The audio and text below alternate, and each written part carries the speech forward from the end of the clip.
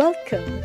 You're listening to Latin Waves with your hosts, Sylvia and Stuart Richardson. Latin Waves is more than just hot rhythms. This is a show about community, about creating a culture that is inclusive and based on fairness.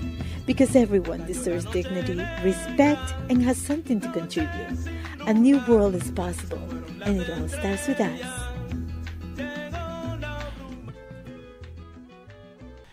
My name is Stuart Richardson. You're listening to Latin Waves. I'm very privileged to have Tim Black on our show. He covers news, politics, race, culture, and events, and host of the very popular Tim Black Show. Hey, welcome to the show, Tim. Man, thank you so much for having me, brother. I appreciate you looking me up, and yeah, let's do it, man. Let's make it happen. So many people love Joe Rogan, but many people despise him, and it seems that artists are leaving the platform or Spotify. People are criticizing him. Someone went and found all these clips of him saying the N-word and other inappropriate racial things, and they are really going after him. As an online personality, as a person of color, what is your response to this kind of attack against Joe Rogan? Well, first of all, what I urge everyone to do is to take a step back and consider what the ramifications of what's happening right now, right? So Joe Rogan, you put it in perspective and context, this is the biggest podcaster in the world, okay? He's the biggest. It's not crazy for him to do 10 million, 12 million views or listens or downloads on a single podcast, on a single show. So that is combined with Fox were doing tonight on, say, Tucker Carlson, their best guy, plus Don Lemon, CNN, plus, throw in a Joy Reid or throw in anybody else. I mean, the guy's numbers are phenomenal, and he's a loose cannon. So you got to shut that guy down because he's got too much power. You can't have a guy having that much power where all these people are listening and you don't get to control the narrative. Most people who have platforms that have any sizable interest are controlled by corporate media. They're controlled by corporations and the elite. So you got this guy. So that's the first thing. The second thing is, NDIRE did not make that clip, bro. That clip been around for like 3 or 4 years, maybe longer, 5 or 6 years. That clip's been out there. I talked about that clip 3 years ago when I first looked into Joe Rogan. The third thing is, it has been circulated by Democratic operatives. Like there's a super PAC, actually a legit Democratic super PAC. And I learned this from Brian Stelter on CNN. He's the one who said, yeah, it was a Democratic super PAC that made it go viral, but it's not doctored. So you put all those things together, and regardless of how offensive, you may think his jokes are, and we could talk about that later as far as his jokes, because I have a take on that as well. You got to realize the powers at play. You got to look at what's happening. So when I looked at all that, bro, it was very easy for me to say, hey, I want no parts of taking this guy down. Not that I could, but I don't want to do the dirty work of the establishment, because that's what this is, okay? I'm not going to say I agree with his stances on ivermectin or any other, out there type remedies for the jab or COVID or whatever. I don't watch it. I don't listen to all of his content to make that judgment. But what I'm saying is I'm not going to be a part of hatcheting someone in the back who is independent, and he's independent. So I have to ride with that and say that I think that, basically they're just trying to get rid of him.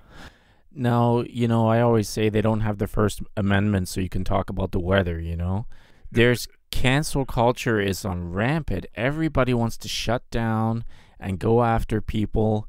And can you talk a little bit about your thoughts? What about if someone is saying something that might be harmful to society or might be inappropriate for or hurtful to a lot of people? What is your perspective on the censorship or cancel culture? Well, I don't think it applies to Joe Rogan's position because he's not being shut down by the government. There's no one saying he can't talk. What they're doing is trying to go after his advertisers, which is something anybody can do. Like, look, I actually work for someone. You didn't like what I was saying, Well, actually, I guess you could go to YouTube. Okay, you could go to Facebook, and they have, I've had videos demonetized where I don't earn any income from those videos. Very few of my videos have been taken down. But when we talk about censorship, to me, censorship is when an entity bars you from speaking. If Joe Rogan was kicked off Spotify, he wouldn't be barred from speaking. He still has a platform. In fact, I think he got more views before he was on Spotify. What Spotify did was commodify what he was doing and make it an asset on their platform. So them people complaining about him, hey, that's their right. They have a right to say he's garbage. They have a right to say they think he's dangerous. He has a right to keep talking. Spotify has a right to cut him if they deem that financially reasonable. I don't think they will. And yeah, I don't think it's a censorship issue. Now, if you were saying dangerous things, people take you to court for that. Alex Jones, has been taken to court for that. He said some things about the Sandy Hook, the horrible shooting we had here in the States, where these kids went into school and they killed some kids. And he said it was a hoax, and it took 7-8 years, but they sued him and they won. So that's what happens. Like if you incite a riot, which we're dealing with now with the insurrection, if that's what you want to call it, there are legal ramifications for that. So these are all different things. No one's saying Joe Rogan is causing a riot or he's asking people to be violent or threatening the lives of people. At the worst, he's platforming people with ideas that are not sanctioned.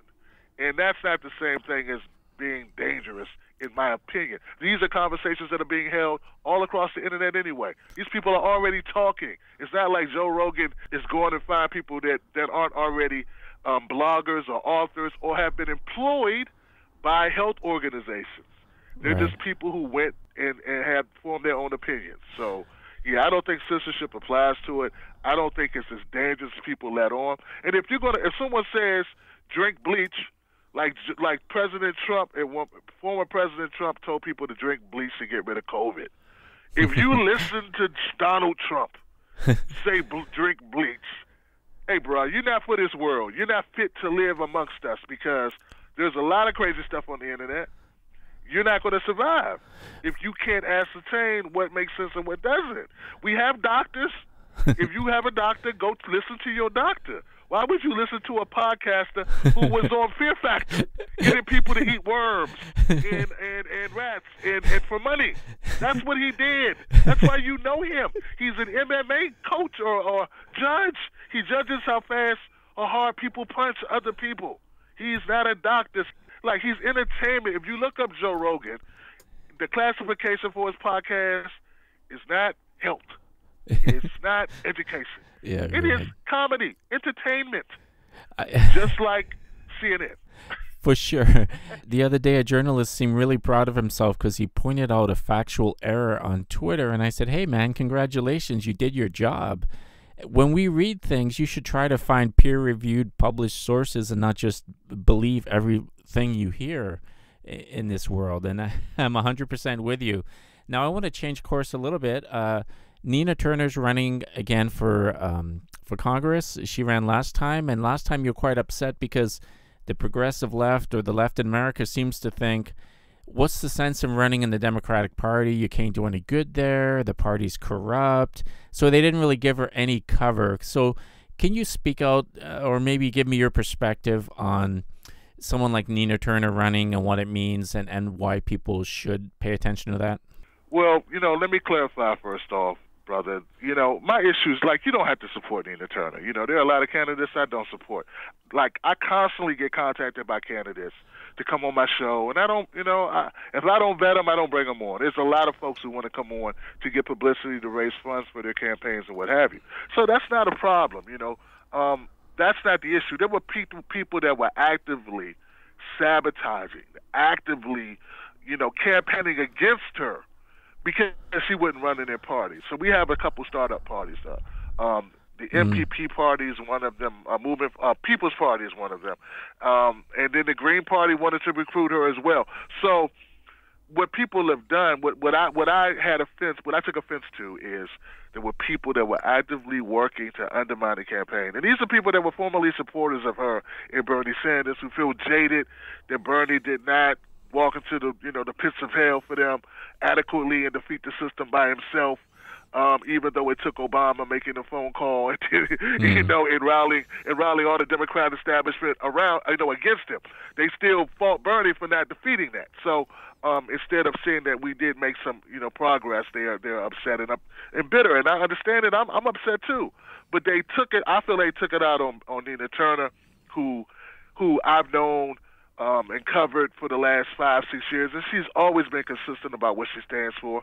If she wins and she goes to Congress, will she let people down? Well, if she does, that's when you pull support. Mm-hmm. You don't pull support preemptively, is what I'm saying. You give people an opportunity. If the track record fits, if she changed her rhetoric and she says, I no longer support Medicare for all, I no longer support ending qualified immunity, I no longer support, free college tuition, if she says, I now support corporations in Wall Street and they are our friends, yeah, pull your support. But until that time comes, right, until her actions are undermining the message that she ran on, you gotta trust somebody. So that was disappointing. I look at it like this, my brother. I said, if we win together, we win together. If we lose together, we lose together.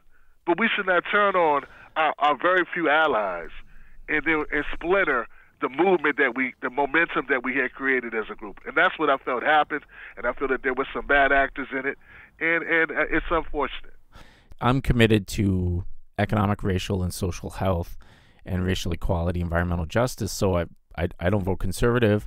But then I'm left with the Liberal Party and the NDP, and many progressives in this country know the right kind of language, but when elected, it seems that not many things are changing for the lives of say First Nations people, and people kind of turn the other cheek, and they don't see anything getting done. So what is your perspective on electoral politics and social change when it comes to people getting cynical that the rate of change is not happening in sync with people's expectations? I agree with them. I agree with them 100%. Last two elections, between you and I, Stuart, the last two elections, I voted Green Party. So I didn't even vote for a Democrat on the top of the ticket. I didn't vote for, Clinton or Biden. So I'm with you.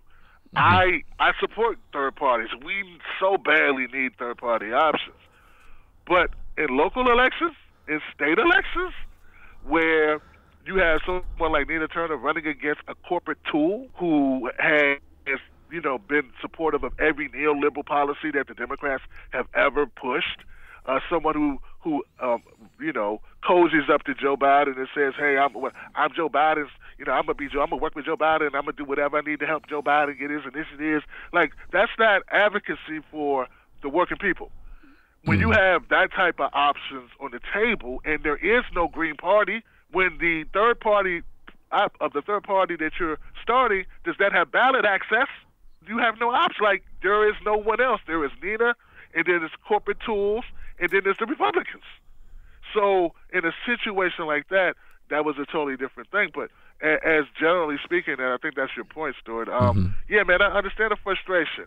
And I say we have to do both things at the same time. We have to work with what we have currently, and we have to build third parties and outside. And we have to work outside of electoral politics. I have kids, Stuart. Mm-hmm.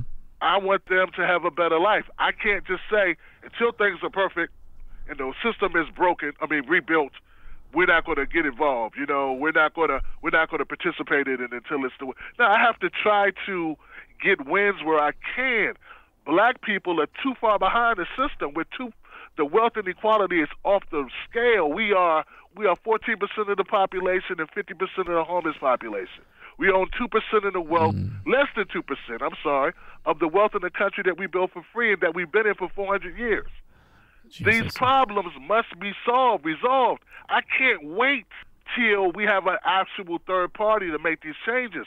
And for instance, back to Nina Turner, in Cleveland, Ohio, where she's at, the poor section, the poor section of town, life expectancy is 20 years less than the white part of town. And these people, these progressives, don't like the fact that Nina Turner one time said universal health care instead of Medicare for all. I mean, that's the level of, to me, cushy limousine progressives, the porcelain progressive mentality, where they're so fragile and focusing on things that hey, working class black people, we ain't got time for that shit. The people that I represent, we want some bread and butter issues, Stuart. We need to put food on the table. We need to live indoors. We need to be clothed. We're not at a point where we can be as as picky, I should say, as some of my counterparts. I heard someone the other day, I was listening to a podcast, and it made a lot of sense to me. I've never heard this, but he says, look, the poor people of the world, the people who are fighting for, hand to mouth and paycheck to paycheck, they don't give a shit about climate change. They're just wondering where the next meal's coming from. And he says, I care about climate change, but if you really want to fix climate change and things like that, you have to raise everybody up to a certain level, and then those people will start caring. But in the meantime, tens of millions of people are just living paycheck to paycheck, and you just mentioned some stunning statistics in those districts. So we have progressives and we have a radical left, and how do we bring it together? Because I think the left is very fickle in, like, you're not pure enough to be left, or you're Right. you're not thinking the same way as me. We're very rigid that way. We're very controlling. So how do we bring that together? You listen to Latin Waves. To support our work, please visit LatinWavesMedia.com and consider becoming a member for as little as $1 per month. Thank you for listening. Well, go spend some time with some poor people, some people that are actually struggling. It'll change your perspective. You'll realize the urgency, the fierce urgency of now.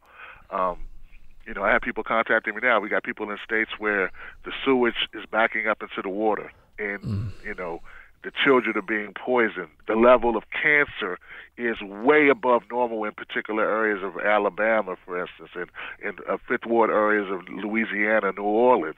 These are issues that are happening on the ground. These people, as you just stated, absolutely, they're not concerned with climate change. They don't know if they're going to be here. Entire neighborhoods have missing people at the dinner table, like real stuff. So we have to realize that there is a lot going on. We are right in our anger, right? We have a point. I understand. I'm with you. I want to hold people accountable, and I say we should. But meanwhile, we gotta do both things. We gotta be able to walk and chew gum at the same time, because time is of the essence, and people are dying right now. People are dying. So that's what I try to tell progressives. It's not that I disagree with them. I want to have the same level of expectations of everyone. But, these people are controlled by, we have to get money out of politics if we want pristine candidates. And until you can get money out of politics, it's always going to be a tug and pull, a push and pull, dealing with politicians. No, for sure. And I'm totally 100% in agreement with that. And I think we also should not just trust the Johnny-come-lately candidate that shows up at the door that you've never seen or heard of before that's making all these promises. I think we should, maybe you want to speak a little bit about grassroots and knowing the candidate and knowing their history and who they are and where they come from, like someone like Nina Turner. What about the value in that kind of grassroots, like picking someone from us and not just finding some random person to represent us? That's exactly, Stuart, that is exactly how I looked at it. But, I had a long form interview. I started to do. I think we need a black Joe Rogan. So I'm gonna be the bro Rogan, right? And so I started doing these long form podcasts. At least I tell any guest that comes on, we got to talk for at least 2.5 hours, really 3 hours, because I really got to get to know you, and you really got to get to know me. So I had a guy on named Marcus Farrell, and Marcus Farrell has worked on a number of campaigns. He worked on the Bernie Sanders campaign as the African American Outreach Director. He worked with Stacey Abrams, and I don't know why, but I guess he needed the job, and I love him, but that's true. And he's worked on other campaigns. He even ran for office as well. He corrected me because I was like you. We need candidates that we can vet out, candidates that we know. I'm like, I need candidates that can talk.